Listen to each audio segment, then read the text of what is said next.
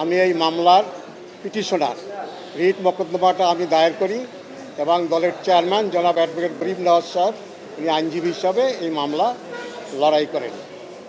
তো আজকে 3 number court mister justice Habibul Gani কোর্টে আজকে আমাদের রিট অ্যাবসলিউট হয়েছে এবং নির্বাচন কমিশনকে বাংলাদেশ পিপলস লীগকে নিবন্ধন দেওয়ার জন্য 3 মাসের মধ্যে নিবন্ধন দেওয়ার জন্য নির্দেশ দিয়েছেন।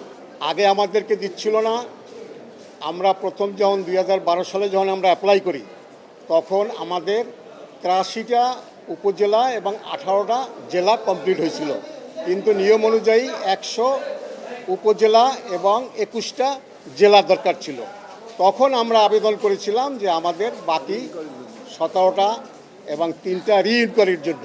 অন্যান্য কয়েকটা রাজনৈতিক দলকে রি-ইনকোয়ারির আবেদন মঞ্জুর করছে, কিন্তু আমাদেরটা মঞ্জুর করে নাই। না করলে ওই আদেশের বিরুদ্ধে আমরা হাইকোর্টে এসেছি, হাইকোর্টে রিট করেছি। হাইকোর্ট অর্ডার দিয়েছে যে এটা রি-ইনকোয়ারি করার জন্য নির্বাচন কমিশনের নির্দেশ দিয়েছে। রি-ইনকোয়ারির পরে আবার নির্বাচন কমিশন আমাদেরকে নিবন্ধন থেকে বঞ্চিত করেছে। আমাদের 101টা এবং 21টা জেলা 101টা উপজেলা কমপ্লিট হওয়ার পরেও নির্বাচন কমিশন আমাদেরকে নিবন্ধন দেয় নাই। তখন আওয়ামী লীগ সরকার ছিল ক্ষমতায়, সরকার নির্দেশে এটা হয়েছে আমরা যত মনে করি। কারণ তখন আওয়ামী লীগ সরকারের নির্দেশে অনেকগুলো নিবন্ধন পেয়েছে, আমরা পিপলস লীগ পাই নাই, যেটা বাস্তব সত্য কথা। আমরা 20 দলীয় জোটের শরিক দল ছিলাম, যার জন্য আমাদেরকে নির্বাচনটা তখনকার স্বৈরাচারী সরকার আমাদেরকে দেয় নাই।